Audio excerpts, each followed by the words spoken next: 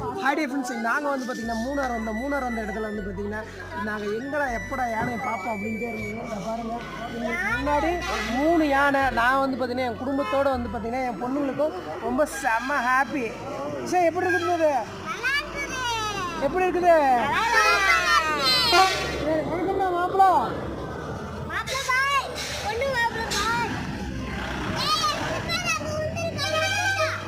ஏய், ஸ்லிப் பண்ண முடியாது.